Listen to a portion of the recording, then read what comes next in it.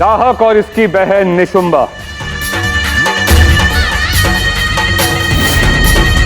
संसार के विख्यात हत्यारों के परिवार से निशुंबा ने अपने अथक योग और साधना से अपनी 6 की 6 इंद्रियों को इतना विकसित कर लिया है कि वो अपने शत्रु की उपस्थिति को तुरंत भांप लेती है और उसे तुरंत ढूंढ निकालती है। और एक बार जब निशुंबा अपने लक्ष्य तक पहुंच जाती है तब उसका भाई दाहक उसके वार से कोई बच नहीं सकता। और अपने जीवन में दाहक से कभी कोई लक्ष्य नहीं चूका सम्राट। मुझे भली भांति ज्ञात है कि आप दोनों मेरे प्रति अपनी निष्ठा को प्रमाणित करने के लिए निरंतर प्रयास कर रहे हैं, किंतु इसके लिए इन दोनों को बलि का बकरा बनाने की क्या आवश्यकता है? आप जानते हैं इस महल का सबसे कम अनुभवी रक्षक कौन है? बताइए। वो है हमारी राजकुमारी दुर्धरा की सहेली शिप्रा के पुष्पों की रक्षा करने वाला। ये दोनों तो उससे भी परास्त हो जाएंगे और आप इन्हें मेरे समक्ष ले आए ताकि मैं इन्हें अपने पांव के नीचे कुचल दूं। क्या आपको वास्तव में लगता है कि ये दोनों मगध के सबसे बड़े शत्रु चालाक चांडाल चाणक्य को पकड़ सकते हैं, जो हमारे हाथों से एक नहीं कई बार बच निकला है?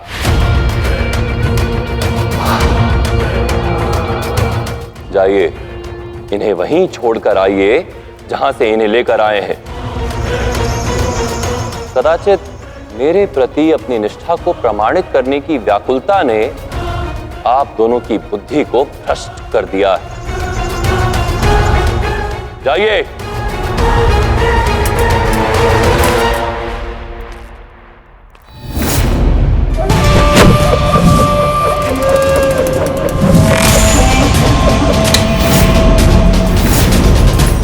ये कैसा दुस्साहस है? मशाले जलाओ।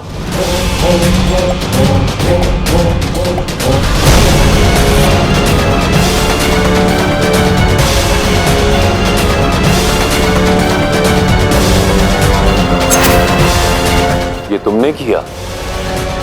यहां पर इतनी मशाले हैं और तुमने एक ही वार से सारी मशाले बुझा दी। कैसे किया तुमने ये मेरा विश्वसनीय शस्त्र है महाराज। अपना लक्ष्य भेद के पुनः मेरे पास वापस लौट आता है, क्योंकि मुझे अपने पीछे निशान छोड़ना पसंद नहीं है। अद्भुत, उत्तम, अति उत्तम। मेरी तलवार,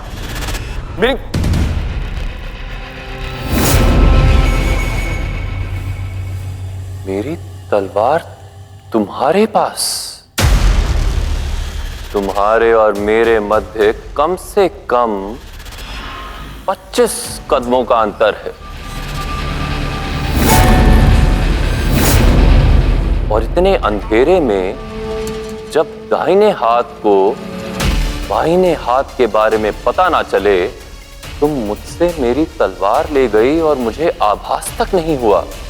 और इतना ही नहीं, तुम पुनः अपने स्थान पर लौट गई। कैसे किया तुमने ये?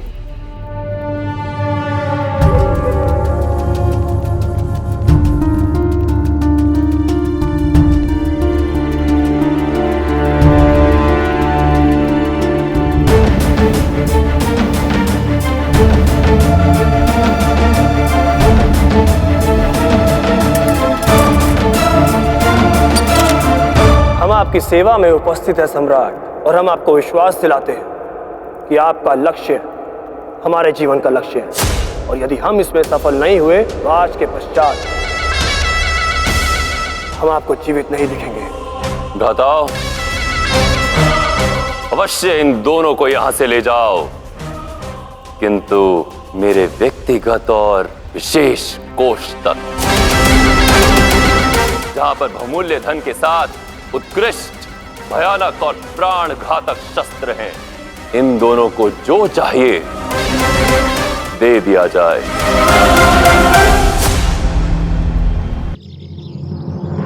हमारा अगला कदम क्या होगा आचार्य? हमें अपने दल को 5 भागों में विभाजित करना होगा। इतने बड़े समूह का एक साथ चलना हम सबको संकट में डाल सकता है। हम सरलता से उनकी दृष्टि में आ सकते हैं और पकड़े जा सकते हैं। इसलिए यही उचित समय है। जिसको जहां जो भी अवसर मिले तुरंत अपना वेश बदल ले। कोई व्यापारी बनकर, कोई श्रमिक बनकर, कोई लोहार बनकर, कोई शिकारी बनकर, कोई नापित बनकर। हम सबको जीवन यापन के लिए कोई ना कोई आश्रय अवश्य चाहिए होगा, परंतु स्मरण रहे हम सबको मगध में रहते हुए ही मगध सम्राट की दृष्टि में नहीं आना है।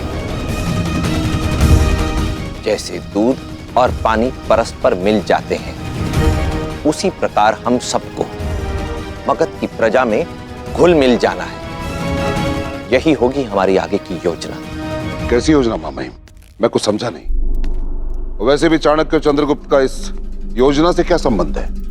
संबंध अवश्य है। क्या आपको यहां कुछ अस्वाभाविक, विचित्र नहीं दिख रहा?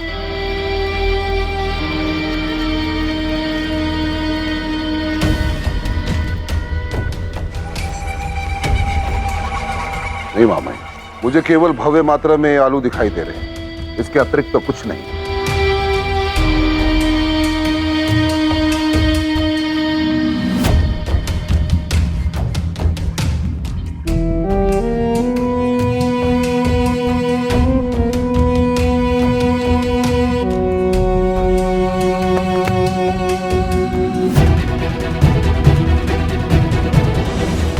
सपाटू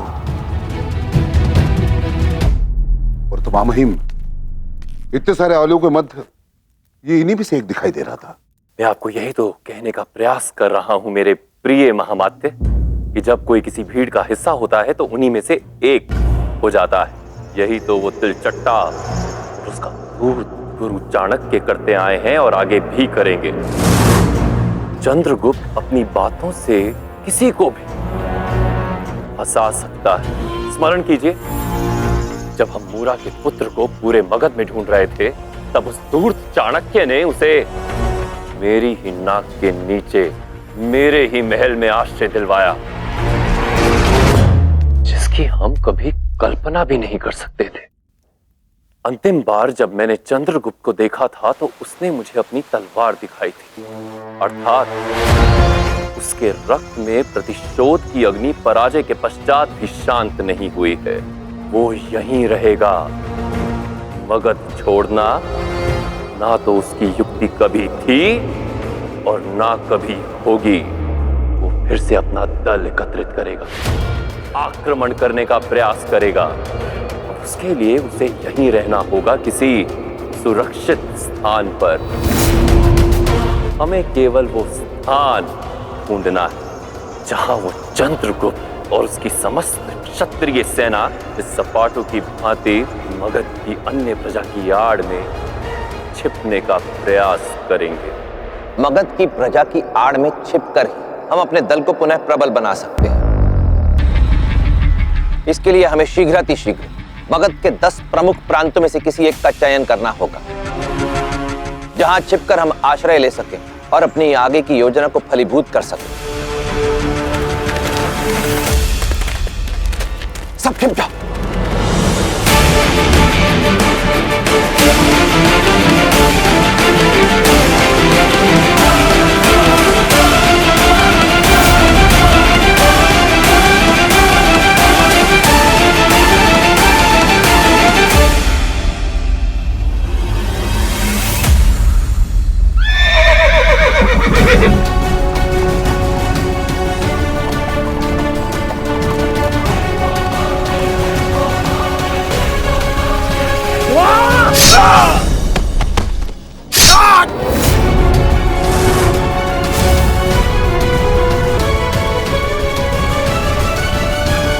उठो।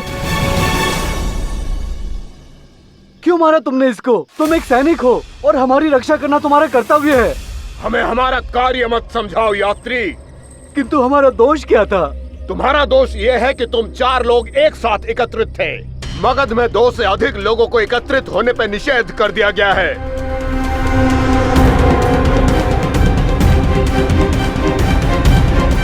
परंतु क्यों? हमारे महान सम्राट धनानंद के आदेश अनुसार समूचे मगध में यदि 2 से अधिक लोग इकट्ठा हो तो बिना संकोच के उन्हें मृत्यु के घाट उतार देना।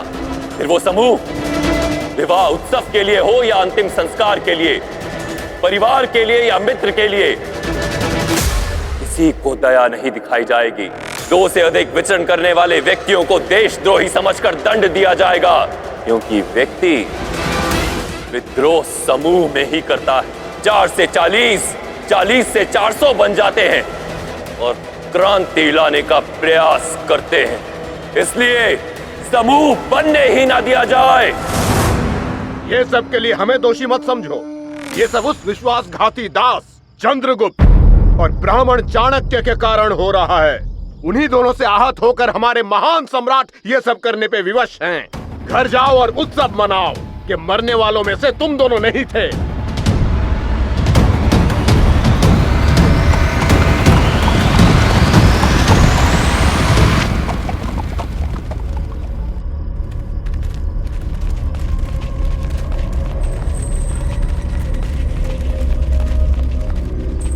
निर्दोष व्यक्तियों की हत्या केवल इसलिए क्योंकि वे 2 से अधिक के गुट में चल रहे थे। पानी सर से ऊपर चला गया है चंद्रगुप्त। सब लोग सभी दिशाओं में फैल जाओ और अधिक से अधिक जानकारी एकत्र करने का प्रयास करो, ताकि हम शीघ्रातिशीघ्र इस निर्णय पर पहुंच सके कि हमें मगध के किस प्रांत में छिपकर आश्रय लेना है,